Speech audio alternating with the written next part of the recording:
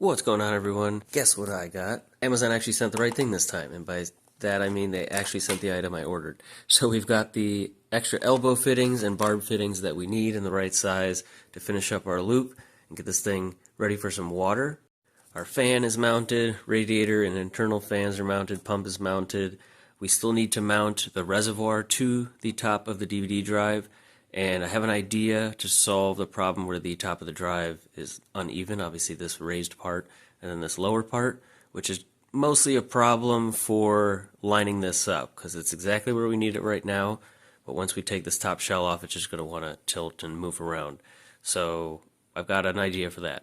And then we also need to mount the actual monitor in place. It's just kind of sitting down there so that it's right below that window. And once the rest of these tubes are hooked up, we can pour some water in it, make sure there's no leaks. Then we can take a nap after we do all that other stuff. Okay, fine. Guess I'll do everything. So let's take this top shell off right now and finish connecting some of those other tubes. This wild thing is all connected up. See this tube going down, and it kind of curls up into that fitting to go to the pump. Not a huge fan of how far it has to dip down. The other idea I had, now that it's all together, is to get rid of that elbow down there. Just put another one of these on the bottom of this 90. That would also be a pretty tight fit, and it still kind of goes down. I don't know if that's enough of a difference to take all that back out. It goes up through here, loops around into the top of the radiator, comes out of the bottom, going into the block, then it comes out of the block, 90 right up into the reservoir. And I kind of used a mixture of tubing, red and black. I tried to do like the entrance to everything black and then red on the exit, but it's a little random. The only thing not attached yet is this, and I don't want to get that attached yet until we test this out, just in case I gotta move it out of the way to get to a tube or a leak or something like that. We have some E6000 to hold the reservoir. This goes all the way around here. I'm sure when they open it on his channel we'll get comments or he'll think that it's hot glue or something, but that is E6000. That is a part of the DVD drive now. And I made sure that it's only attached to the metal top piece of the DVD drive, not like on the plastic or bottom part or anything like that, so that the DVD drive can still be taken apart. You can see gonna want to lift up the whole DVD drive just from there. There's one last thing I also need to do wiring wise. This plug for our pump, where is it? Right here.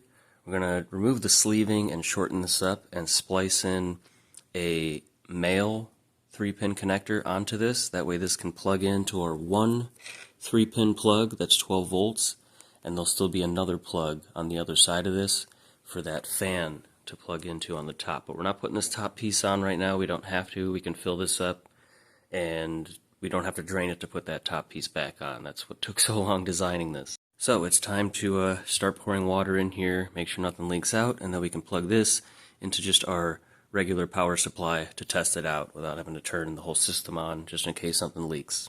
Hi, it's me from the future, trying not to show the whole finished thing.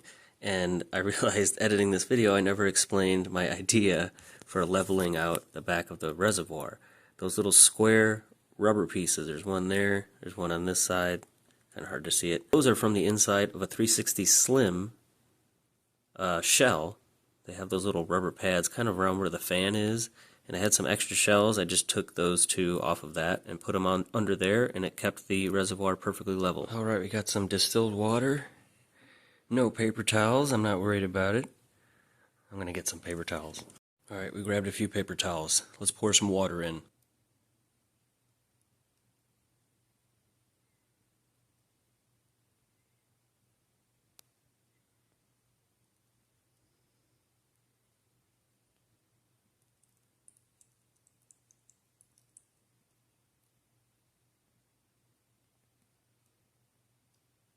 Alright, this is gonna take a while. Just started going to the radiator, don't see any liquid dripping out yet.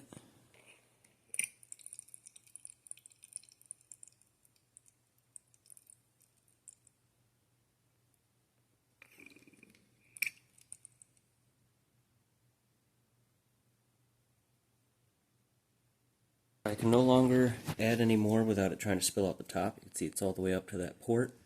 There's nothing on this side of the reservoir, but I'm pretty sure I could see all the fluid going through these little corners here, and it looks like our block should be full. You can see a little bit of flicker happening in this cube here.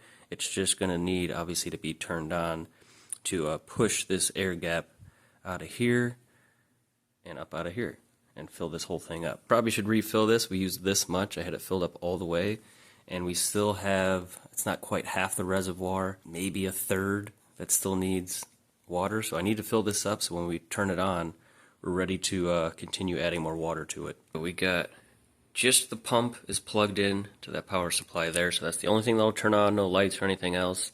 I don't have 3 arms, so I can't fill this and open that and hold the camera. So we're just going to give it like a 2 Mississippi on the power. Turn it on, let it pull a little bit of fluid, see if we get it coming out here without it coming out anywhere else. Shut it back off, and then I'll keep filling it up.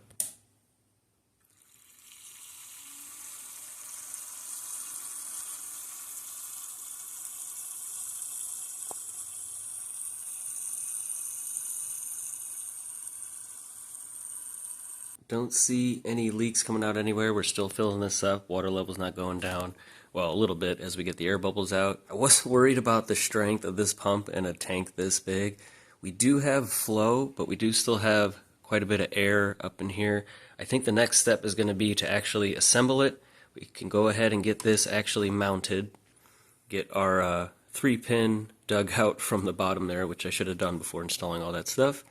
And make our little 3-pin adjustment so that we can plug the pump in and still have the 3-pin for the top fan. That way we can actually stand this thing upright, and that should help a lot with getting the air out, because that's a lot of weight in water pushing down, trying to get all that stuff out. And I think it has to do a little bit with this, how it goes down, and I wish I had put another 90 this way. It still would have gone down, but not quite as much. But I still think once all the air's out, we should be good to go. Especially on this side of the tank, that's what actually makes the propeller there spin. You can see that little tiny hole right there. It forces the water through onto the propeller. Actually, there we go. I just cycled it a few more times. I got the rest of the air out of that pump. It's now dead silent. You can see the water moving around a little bit, as we still have a lot of air right here. But there's enough that it's getting that propeller to spin.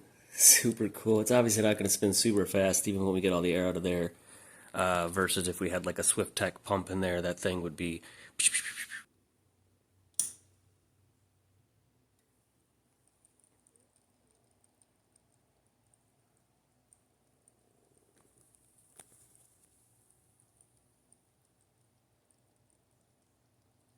Alright, we now have this mounted in place.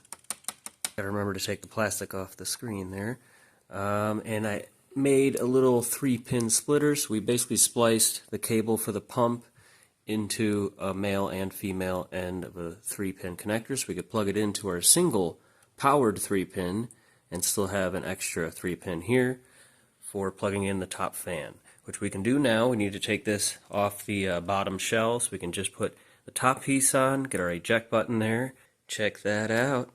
That piece of plastic I said I needed to take off, I forgot to. Well, it's time to confess a little bit of an issue. I've got all the case screws in. I actually decided to go back and put the mirror film on this window, so you can't really see anything inside there until it's lit up. And I went to go ahead and plug it in, obviously, before we put the rest of the shell on. We want to make sure more than just the pump works. The system here is a 200 watt system. It needs a 200 watt power supply. And unfortunately, the 200 watt power supplies, at least all the ones that I have, got these little buttons.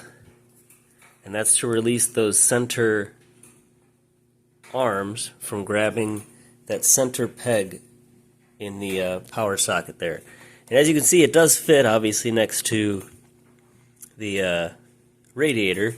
But once it's plugged in, not going to be able to press that other button. And you kind of need to press both in to release that, or it's going to break the plastic peg off. Well, and don't worry, because I also think this is not a great idea, but I think we're just going to have to remove that center peg, which, yes, is a sketchy mod that people will do so you can plug a 175 watt power supply into this, which we definitely don't want. But as long as I know for sure that they know this is a 200 watt system and it needs a 203 watt power supply, don't plug in a 175 watt, we should be fine, and that'll eliminate the need to have to press those buttons, and you can just plug it and unplug it normally, which I feel like, I really don't think that's a big deal, but I feel like some people think that's a big deal. So, I don't know. It's a little late in the game to readjust where the radiator is mounted, so that's kind of the only solution. And just like that, it can now be plugged in and unplugged without having to press it in, even though it does still touch the radiator. Obviously, the bottom shell is cut to fit that. Okay, here we go. Got some lights dimmed down. It's plugged in. The power supply is plugged in on both ends. AV cable is switched to regular TV. That's what this one has. So, here we go. I am nervous.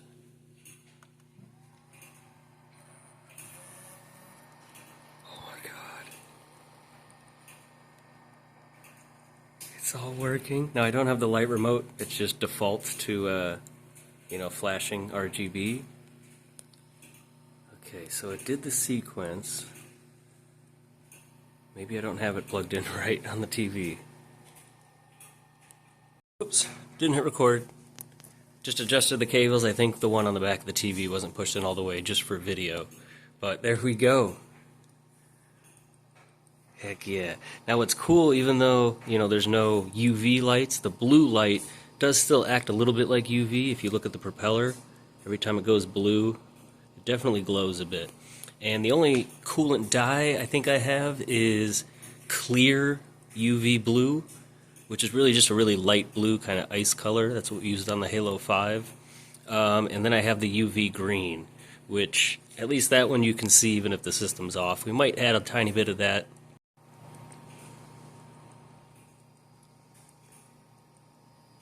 Make sure we got these fans going. Oh yeah. That's honestly more airflow than OEM fans. Just those two little Noctuas. And this is probably the only thing you can actually hear besides, I guess, the disk drive when we use that. Anyway, let's put the rest of the shell on. I'm so excited now. Got the bottom shell on. Everything clicked together real nicely. I just put the bottom vent on, which is the same paint style, just white instead of silver. Same thing for the top vent. Let's put that on now. I mentioned in a previous video that I'm one short on these mechanisms somehow. And I think I'm actually two short. Because I don't have any. Well, I have one of the pieces, like the internal pieces. I don't know why I'm out of these. I'm going to assume there's a couple in like the air vent on the floor from the cats. But anyway, I think tomorrow or maybe the day after I get that lot of 3 hard drive shells. Well, I think they're full hard drives. So I'm going to have to steal one for this. I also need one for the F-Bomb Camaro. But that doesn't mean I can't just plug this in and still pop it in and out. It just won't lock in place, which is fine. What isn't fine is I never fully attached all this stuff to the faceplate here, so that's what I'm doing now. Put some super glue on those spots. I am going to add a little bit of hot glue to the USB door as well. This won't be able to open. It just does not work with this mechanism. And I no longer have the chrome door. Plus, I really like the different colors going on there. So while the glue sets, I don't want to leave this on here, obviously. We need to tilt it up just a little bit so we can fill it up the rest of the way. Since that port kind of sticks below the top a little bit, so that it kind of traps an air bubble here and doesn't let you quite fill it up all the way. You got to tilt it a little bit. So we'll do that, put the cap back on it, and by then our adhesive should be set, and we'll actually have this fully together. Here we are. The only issue, we're down to the last issue, I hope. Everything else seems to be good. The power button, I pressed it the first time before it was even plugged in, once I put the faceplate on, and it didn't exactly come back out all the way. So it is now a touch-sensitive button. We could leave it like that, I guess, but yeah, that's happening.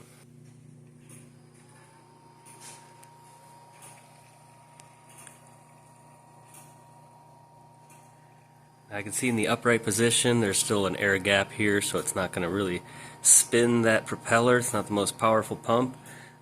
So I might have to get like a raised piece for this plug so that that can fill up that last little bit there.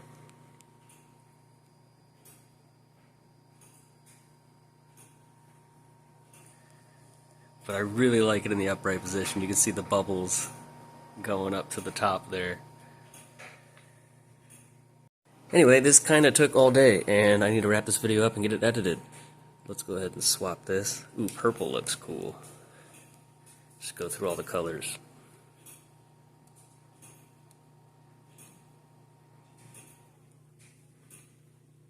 Okay, well, I gotta fix that button problem, I guess. I thought I could leave it as a touch sensitive, but it just triggered it to shut off without even touching it. See how lightly I gotta touch it? Turns on. So it's got that button depressed. Yep, there you go. Just shut itself off. So I gotta fix that one thing, otherwise this thing's pretty sick. Oh. It keeps turning on and off now. I better unplug it.